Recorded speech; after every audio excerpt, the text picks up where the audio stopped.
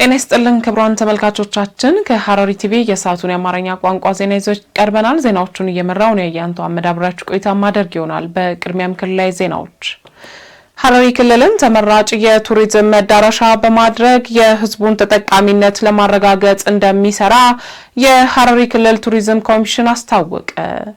የሐረሪ ክልል ቱሪዝም ኮሚሽን በደንብ ራሱን ችሎ እንዲዋቀር በክልሉ መስተዳድር ምክር ቤት ከቀናት በፊት መጽደቁ ይታወሳል። ተጨማሪ ያለን ሐረሪ ክልልን ተመራጭ የቱሪዝም መዳረሻ በማድረግ ህዝቡን ተጠቃሚነት ለማረጋገጥ እንደሚሰራ የሐረሪ ቱሪዝም ኮሚሽን አስታውቋል። የሐረሪ ክልል ቱሪዝም ኮሚሽን በደንብ ራሱን ችሎ እንዲዋቀር በክልሉ መስተዳድር ምክር ቤት ከቀናት በፊት መጽደቁ ይታወሳል። የክልሉ የቱሪዝም ኮሚሽን ኮሚሽነር ሳሚ አብዱልዋሲ የኮሚሽኑ መቋቋምና በቀጣይ ሊሰሩ የታቀዱ ስራዎችን አስመልክቶ መግለጫ ሰጥተዋል። ኮሚሽነሩ በሰጡት መግለጫ በክልሉ በዩኔስኮ የተመዘገቡ 2 ቅርሶችን ጨምሮ በርካታ ቁሳዊና መንፈሳዊ ቅርሶች መገኛ ነው። የክልሉ መንግስት ክልሉን ለጎብኚዎች ቀዳሚና ተመራጭ መዳረሻ ሆኖ ማየት በሚል መሪ ሀሳብ ኮሚሽኑን በአዲስ መልክ ማቋቋሙን ተናግረዋል። የክልሉ መንግስት የቱሪዝም ልማትን ከሀገር በቀል ኢኮኖሚ አውታሮችን እንደ አንዱ ይዞ በሰጠው ትኩረት መቋቋሙን ገልጸዋል። ክልሉ ያለውን እምቅ የቱሪዝም መስህብ ለሀገር ውስጥና ለውጭ ሀገር ጎብኚዎች በማስተዋወቅ ሐረሪን የቱሪዝም መዳረሻ ማድረግ የኮሚሽኑ ዋና ዓላማ መሆኑን አመላክተዋል። እንደ ኮሚሽነር ሳሚ ገለጻ በክልሉ ያሉት የቱሪዝም መስህቦች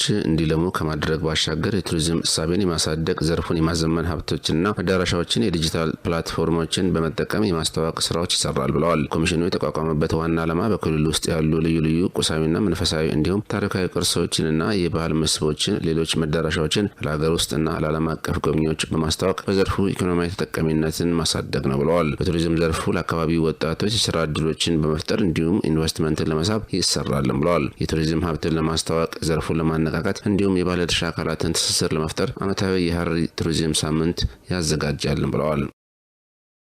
በሴቶች ላይ የሚደርሱ ጾታዊ ጥቃቶችን በዘላቂነት ለመከላከልና የህብረተሰቡን ግንዛቤ ለማሳደግ በትኩረት እየተሰራ እንደሚገኝ ተገለጸ። የሐረሪ ክልል ጠቅላይ አቃቢ ህግ ቢሮ በኤረር ወረዳ ለሚገኙ የህብረተሰብ ክፍሎች በሴቶች ላይ የሚፈጸሙ ጾታዊ ጥቃቶችን መከላከልና ህጋዊ አሰራሮችን ማስተዋወቅ ላይ ያተኮረ ስልጠና መድረክ አካሂዷል። አዩብ ካዛሊ በዝርዝር ያቀርበዋል። የሐረሪ ክልል ጠቅላይ አቃቢ ህግ ቢሮ በኤረር ወረዳ ለሚገኙ የህብረተሰብ ክፍሎች በሴቶች ላይ የሚፈጸሙ ጾታዊ ጥቃቶችን መከላከልና ህጋዊ አሰራሮችን ማስተዋወቅ ላይ ያተኮረ የግንዛቤ ማስጨበጫ መርሃ ግብር አካሂዷል። ስልጠናው ሴቶች በስራቸውና በማህበራዊ ህይወታቸው ውስጥ በነጻነትና በሰላም እንዲሳተፉ ምቹ ሁኔታን ለመፍጠር ያለመ መሆኑ ተመላክቷል። በስልጠናው መርሃ ግብር ላይ የተገኙት የኤረር ወረዳ አቃቢ ህግ ኮማንደር ገናናው ከበበው እንደገለጹት ጾታዊ ጥቃቶች በሴቶች ስነ ልቦና፣ ኢኮኖሚና ማህበራዊ ህይወት ላይ የሚያደርሱት ተጽዕኖ እጅግ የከፋ ነው ብለዋል። ጥቃቶችን ለመከላከል ህጉን ብቻ መተግበር በቂ ያለመሆኑን ጠቅሰው ህብረተሰቡ በየአካባቢው የሚፈጸሙ ጥቃቶችን በወቅቱ በመጠቆምና ለተጎጂዎች አስፈላጊውን ድጋፍ በማድረግ የድርሻው መወጣት እንዳለበት አሳስበዋል። እነዚህን ጥቃቶች ለመቀነስም የህብረተሰቡ ግንዛቤ ወሳኝ ሚና እንዳለው አመላክተዋል። በመጀመሪያ ድርጊቱ ነው ወይ የጾታዊ ጥቃት ተብሎ የተዘረዘሩ ነገሮች በህግ የተወገዙ እንደሆኑ ማወቅ መቻል አለባቸው። ማህበረሰቡ ይሄን ሊያውቅ ይገባል። በሁለተኛ ደረጃ ሰው የዛ ጥቃት ሰለባ ሆኖ በአካል ሊኖር ይችላል። በአካል ማንኛውንም እንቅስቃሴ ሊያደርግ ይችላል። ግን ስነ ልቦናው ላይ የሚደርስበትን ጫና ማንም አያየው። ስለዚህ እስከዛ ድረስ ጠልቆ ማህበረሰቡ ይህንን ነገር ማሰብ መቻል ይኖርበታል። አንድ ሰው ስነ ልቦናው ከተጎዳ አምራች የሚሆንበት አጋጣሚ ግልጽ ነው። ስለዚህ በዚህ ደረጃ ጠለቅ ያለ ግንዛቤ ወስዶ ይሄንን ነገር ሲጀመር ከቤተሰብ ጀምሮ ትምህርትና ወይንም ደግሞ ከኛ የቀሰሙትን ነገሮች ለማህበረሰቡ እርስ በርሱ እንዲወያይበትና እንዲነጋገርበት ማድረግ ነው። ከዛ ውጪ ድርጊት ሲፈጸም ወይንም ደግሞ ጥቃት ሲፈጸም ከህግ አካል ጋር ወይንም ከፍትህ አካላት ጋር እንዴት እንደሚተባበሩ ቅድም የተሰጣቸው መግለጫ አለ። በዛ መሰረት ከኛ ጋር በነጻ ግንኙነት እንዲተባበሩንና መደረግ ያለበትን ነገር እንድናደርግ አብረው እንዲቆሙ ነው ማህበረሰቡን ማሳሰብ። የኤረር ወረዳ አቃቢ ህግ ጽሕፈት ቤት አስተባባሪ የሆኑት አቶ መሐመድ ነሞ በበኩላቸው የስልጠናው ዋና ዓላማ በህብረተሰቡ ውስጥ ያሉ የተሳሳቱ አመለካከቶችን በመቀየር ጥቃትን የመከላከል ባህልን ማዳበርና የሴቶችን ሰብአዊ መብቶች ማስከበር እንደሆነ ገልጸዋል። ሴቶች ላይ ጥቃቶች ይፈጸማሉ። ይህን ጥቃት ለመቀነስ ህብረተሰቡን የህግ ግንዛቤ ዛሬ እየሰጠን ነበረ። ይህን ለመቀነስ ደግሞ ህብረተሰቡ ከአቃቢ ህግና ከፍትህ አካል ጋር ጎን ሆኖ እንዲያግዘን ነው የምንፈልገው። ተሳታፊዎቹ በበኩላቸው ስልጠናው በሴቶች ላይ የሚደርሱ በደሎችን ለመለየትና ህጋዊ እርምጃዎች እንዲወሰዱ ለማድረግ የሚያስችል ግንዛቤ እንደፈጠረላቸው ገልጸዋል። የስልጠና መርሃ ግብሩ የህግ አካላትና የህብረተሰቡ ቅንጅት በወረዳው የሚስተዋሉ የጾታዊ ጥቃት ችግሮችን ለመፍታት ቁልፍ መሳሪያ መሆኑንም አክለዋል። ወልገይን አባን ሀለንጋ ጉያ አራ ስልጠናው በጣም ጥሩ ነበረ። የሴቶችን ጥቃት ለመከላከል ያለመ እንደመሆኑ መጠን ጥሩ ግንዛቤ አግኝተንበታል። እንዳንፈራም አድርጎናል። አካኑት ሂንሶዳነኑ ጎቱ ወልገይኑ በየነጭፍቶቹ እኛ በስራ አጋጣሚም እንደዚህ አይነት ነገሮች ያጋጥሙን የነበሩ ናቸው። ቢያጋጥሙንም ግን በጣም ለኛ ጥያቄ የሆኑ የነበሩትን ዛሬ ተመልሶልናል። በዚህ መድረክ ምን እንደ ህግ ማለት ነው እንደ ፖሊስ ምን ማድረግ እንዳለብን የሚያስጠይቅና ማያስጠይቅ የሚለውን ራሱ ዛሬ በስፋት ያየንበት ጊዜ ነው የነበረውና እጅግ አስተማሪ ነው የምለው መድረኩ። በመሆኑም በየደረጃው የሚገኙ የፍትህ አካላትና የሀገር ሽማግሌዎች ሴቶችን ከጥቃት በመከላከል ረገድ ያላቸውን ሚና አጠናክረው እንዲቀጥሉም ጥሪ አቅርበዋል። አሁን እኔ እንደ አንድ ፖሊስ እኔ የራሴ መድረክ ላዘጋጅ የራሴ ፕሮግራም አደረኩ ወዲያው ይሄን ነገር ስሰማ። ምክንያቱም እኔም ምን ኃላፊነት አለብኝ ይሄን ላላወቀ ማሳወቅበት ሚንስ ምንድነው የሚለውን እኔ ራሴ አሁን መድረክ ላዘጋጅ ነው የራሴ የሆነ። ስለዚህ ማንኛውም ሰው አሁን በዚህ ስብሰባ ላይ የተሳተፈው ሁሉም እንደየድርሻው ለሚመለከተው ለበታቹ እንዲያስተላልፍ ነው መልእክቴን ማስተላልፈው። በስልጠናው መርሃ ግብር ላይም ከአካባቢው ማህበረሰብ በተጨማሪ የህግ አካላትና ሌሎች ባለድርሻ አካላትም ተሳታፊ ሆነዋል።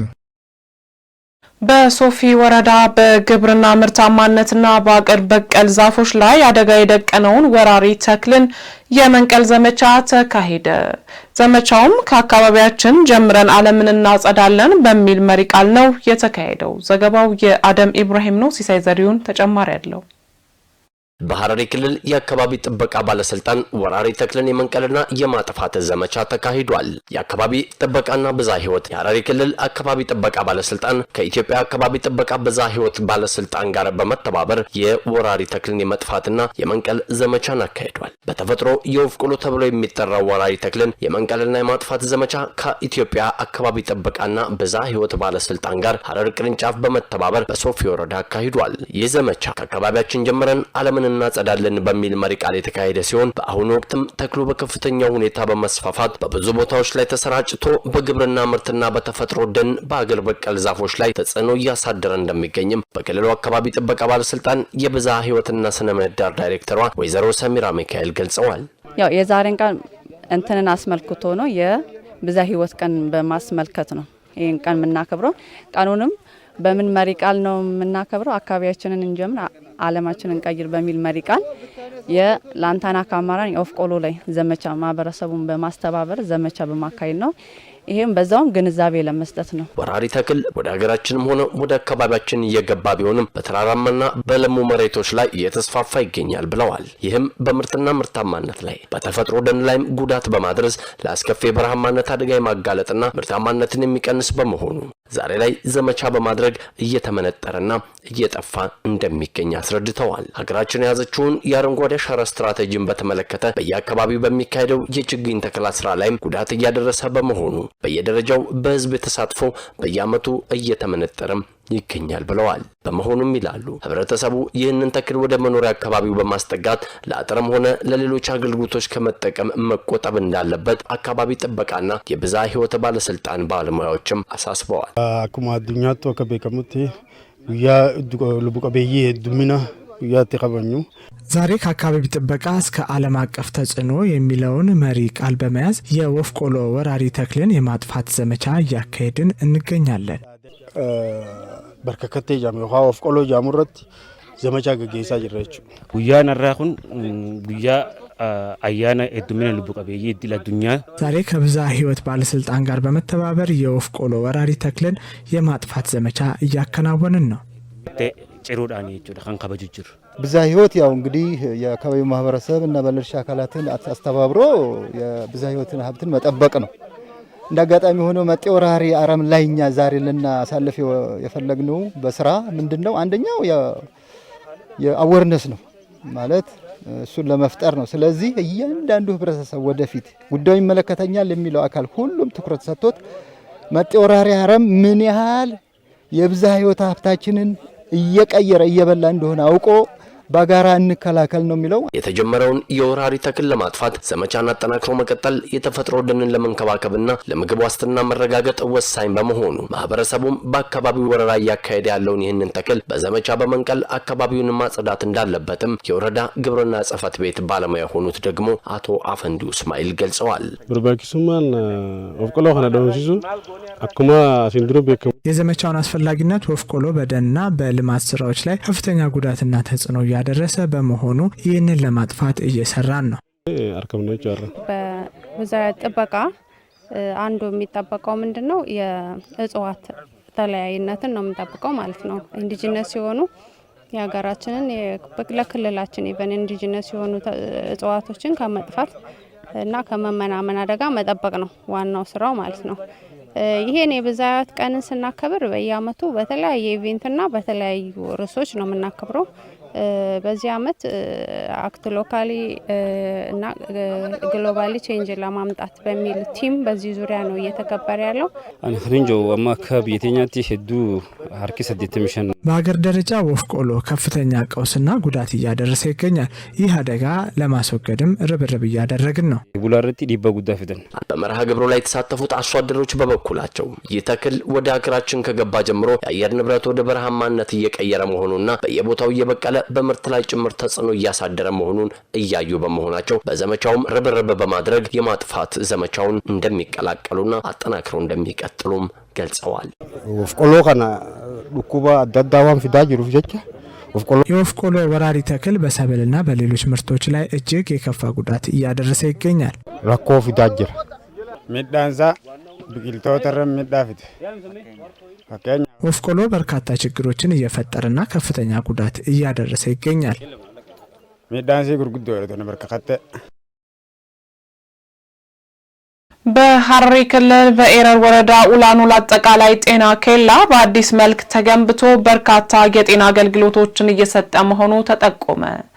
ቀደም ሲል ለቀላል ሕክምናና ለወሊድ አገልግሎት ረጅም ርቀት ይጓዙ እንደነበርና አሁን ላይ የችግር ሙሉ ለሙሉ እንደተቀረፈላቸው የአካባቢው ነዋሪዎች ገልጸዋል። በተለይም ደሴ በዝርዝር ታቀርበዋለች።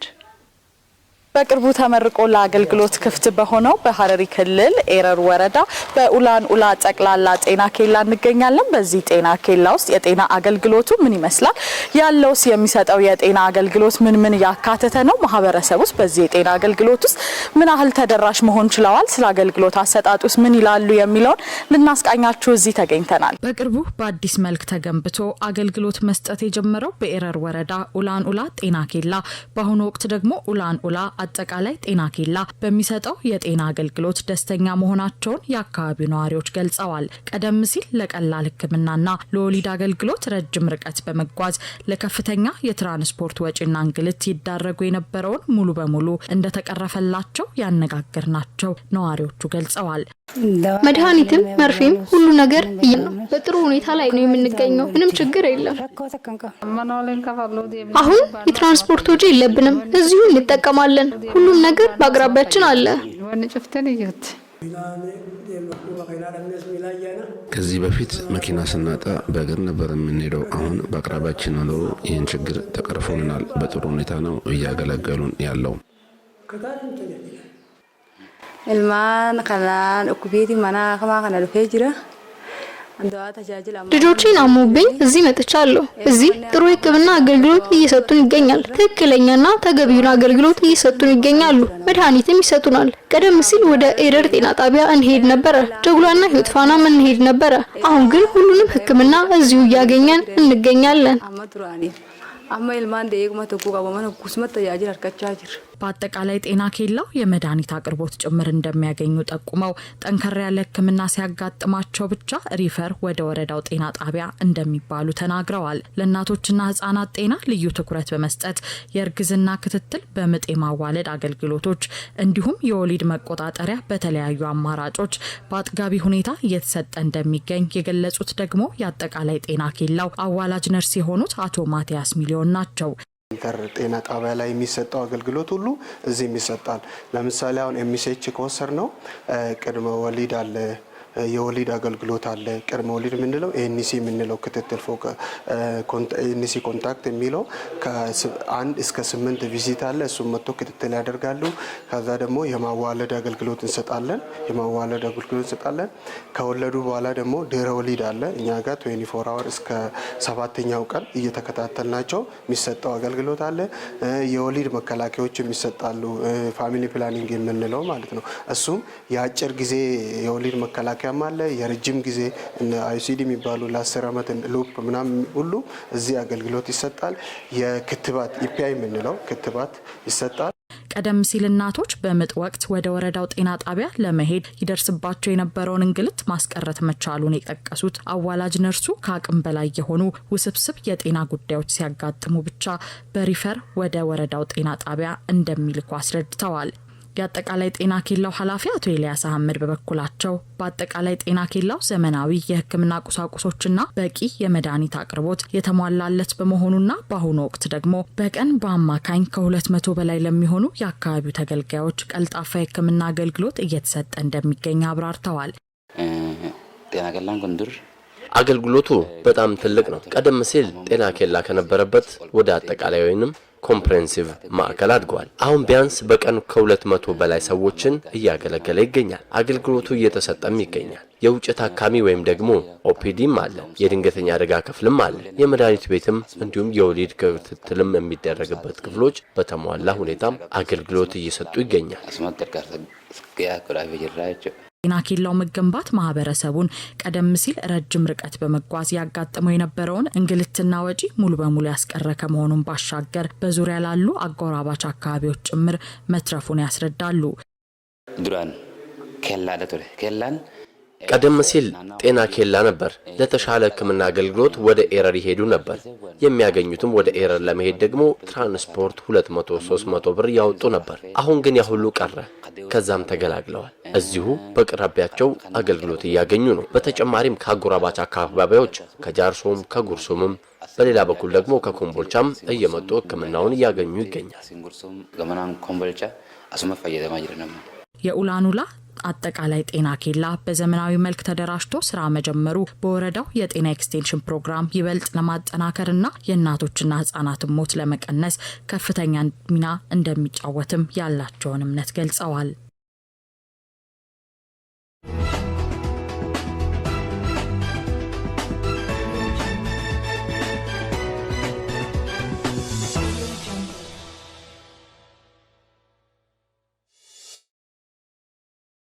ክቡራን ተመልካቾቻችን ከሐረሪ ቲቪ ዜናዎቻችን ወደ እናንተ መድረሳቸውን እንደቀጠሉ ናቸው። ወደ ሀገር አቀፍ ዘገባዎች ስናልፍ በኢትዮጵያ በየዓመቱ በሚካሄደው የተፈጥሮ ሀብት ጥበቃና የተፋሰስ ልማት ስራ ላይ ከ14 ሚሊዮን በላይ ዜጎች በጉልበታቸው እየተሳተፉ መሆኑን ግብርና ሚኒስቴር አስታወቀ። በሌላ ዜና 7ኛው ጠቅላላ ምርጫ ከተካሄደባቸው የምርጫ ክልሎች ውስጥ እስካሁን የ24ቱን ውጤቶች አጽድቅ ያለው ሲል የኢትዮጵያ ብሔራዊ ምርጫ ቦርድ አስታወቀ። እነዚህንና መሰል ሀገር አቀፍ ዘገባዎችን ሌንሽ መልስ በተከታይነት ታቀርበዋለች።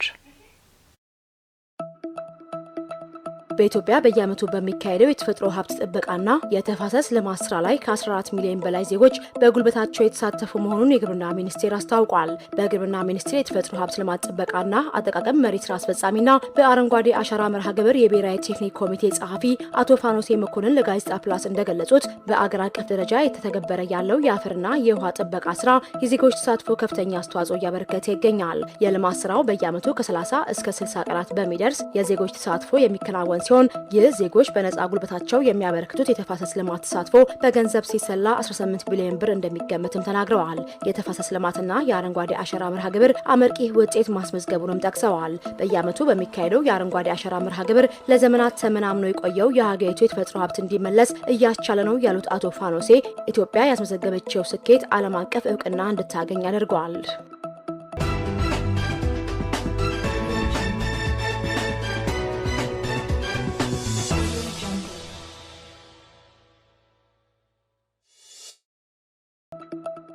7ኛው ጠቅላላ ምርጫ ከተካሄደባቸው የምርጫ ክልሎች ውስጥ እስካሁን የ24ቱን ውጤቶች አጽድቅ ያለው ሲል የኢትዮጵያ ብሔራዊ ምርጫ ቦርድ አስታውቋል። የኢትዮጵያ ብሔራዊ ምርጫ ቦርድ ሰብሳቢ ሜላትወርቅ ኃይሉ በትላንትናው ዕለት በሰጡት መግለጫ ከሁለት ምርጫ ክልሎች ውጪ በሁሉም የምርጫ ጣቢያዎች ውጤት መለጠፉን ጠቁመዋል። ግንቦት 24 ቀን 2018 ዓ.ም በተካሄደው 7ኛ ጠቅላላ ምርጫ የድምጽ መስጠት ሂደት ከተጠናቀቀ በኋላ የምርጫ ጣቢያዎችና የምርጫ ክልሎች ውጤትን የማዳመር ስራ ሲሰራ መቆየቱን ተናግረዋል። በዚህም መሰረት የዜና እስከተጠናከረበት ሰዓት ድረስ በ24 የምርጫ ክልሎች የተወካዮች ምክር ቤትና የክልል ምክር ቤቶችን ውጤት ማጽደቁን ቦርዱ አስታውቋል። እነዚህ የምርጫ ክልሎችም በኦሮሚያ፣ አማራ፣ ቤኒሻንጉል ጉሙዝና ጋምቤላ ክልሎች የሚገኙ መሆናቸውን የተገለጸው። ዘገባው የፋና ብሮድካስቲንግ ነው።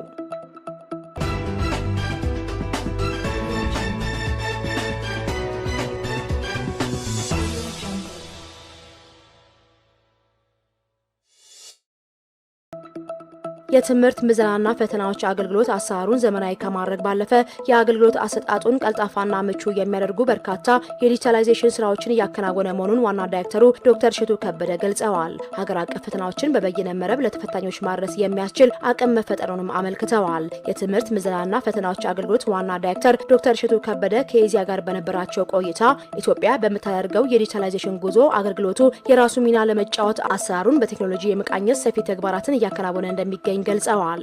በዲጂታል ኢትዮጵያ 2025 ስትራቴጂ ትግበራ ወቅት የተለያዩ ሀገር አቀፍ ፈተናዎችን በአብዛኛው በበይነ መረብ ለተፈታኞች ማድረስ የሚያስችል አቅም መፈጠሩን አመልክተዋል። ከተፈታኞች ባሻገር ሌሎች አገልግሎት ፈላጊዎችም ከተቋሙ ድረገጽና የበይነ መረብ መተግበሪያዎች ጋር ተያያዥ የሆኑ ምቹ አሰራሮች መዘርጋታቸውን ዳይሬክተሩ ጠቁመዋል።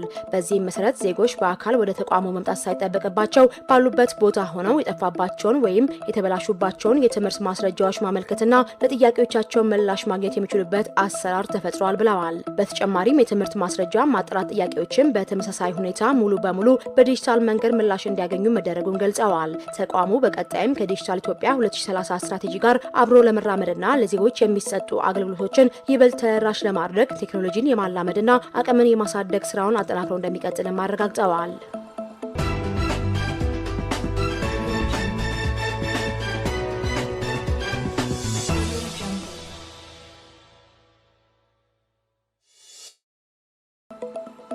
በአማራ ክልል የሌማት ትሩፋት መርሃ ግብር ለማር ምርት እድገት አስተዋጽኦ ማድረጉ ተገልጿል። በክልሉ ባለፉት 10 ወራት 33000 ቶን ማር መመረቱም ተመላክተዋል። የክልሉ እንስሳትና አሳ ሀብት ልማት ቢሮ የንብና ሐር ልማት ባለሙያ መሐመድ ጌታውን ለኢዜአ እንደገለጹት በክልሉ የተተገበረ የሚገኘው የሌማት ትሩፋት መርሃ ግብር ለማር ምርት እድገት ከፍተኛ አስተዋጽኦ አበርክተዋል። በመርሃ ግብሩ በትኩረት ከሚሰራባቸው ዘርፎች አንዱ የንብ ማነብ መሆኑን ጠቁመው በዘርፉ ከ500,000 በላይ አባወራዎች፣ የተደራጁ ወጣቶችና ሴቶች የተሳተፉ መሆኑን ተናግረዋል። በበጀት ዓመቱ 10 ወራት የንብ መንጋ ከያዙ 1.9 ሚሊዮን ዘመናዊ የሽግግርና ባህላዊ ቀፎዎች 33000 ቶን ማር መገኘቱን አስታውቀዋል። የሌማት ትሩፋት መርሃ ግብር ትግበራ ለንብ ማነብ የፈጠረው ምቹ ሁኔታ ለማር ምርት እድገት አስተዋጽኦ ማድረጉን አመልክተዋል። በዘርፉ የገበያ ትስስር በመፍጠር የአናቢዎችን ዘላቂ ተጠቃሚነት ለማረጋገጥ እየተሰራ ነው ብለዋል።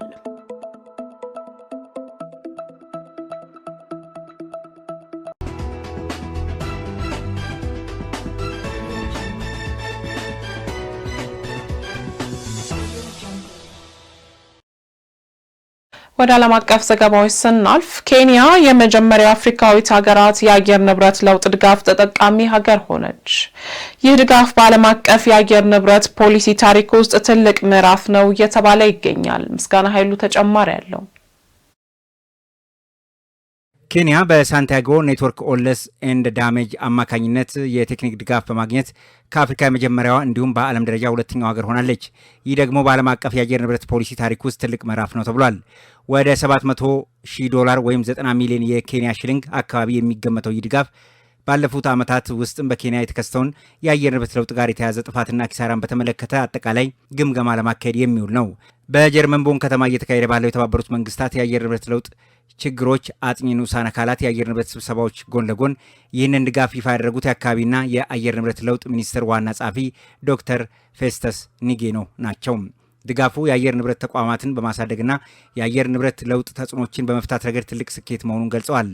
ኬንያ በአየር ንብረት እርምጃ ላይ ያላትን የመሪነት ሚና እየጨመረ መምጣቱንና የአየር ንብረት ለውጥ ተጽዕኖን ለመቋቋም ያላትን ቁርጠኝነት እውቅና የሰጠ ስለመሆኑም ተናግሯል። ዶክተር ኒጌኖ በሀገር ጀርመን በቦን ከተማ የሚያደርጉትን ቆይታ የብሔራዊ አካባቢ ጥበቃ ባለስልጣናት ዋና ዳይሬክተር ማሞ ቦሩ ማሞ፣ የብሔራዊ አካባቢ ትረስት ፈንድ ዋና ስራ አስፈጻሚ ሳምሶን ቶንኪዮ እንዲሁም በአካባቢ ሚኒስቴር የአየር ንብረት ለውጥ ዳይሬክተር ኃላፊ ዶክተር ፓሲፊካ አጎላ ይገኙበታል ተብሏል።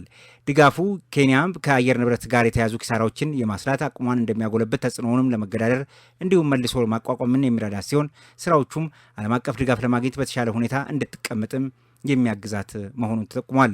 የክላይሜት አክሽን ኔትወርክ አስተባባሪ የሆኑት አቶ ባቡካር ኒያንግ ይህን የገንዘብ ድጋፍ ሲገልጹም የአየር ንብረት ፋይናንስ አወቃቀር በታሰበለት መንገድ ከሄደ ለአፍሪካ ውጤት ሊያመጣ እንደሚችል ማረጋገጫ ነው ያሉ ሲሆን መሰል ስራዎችም ከዚህ በበለጠ ፍጥነትና በሁሉም አካባቢው ተደራሽ መሆን እንዳለበት ተናግሯል።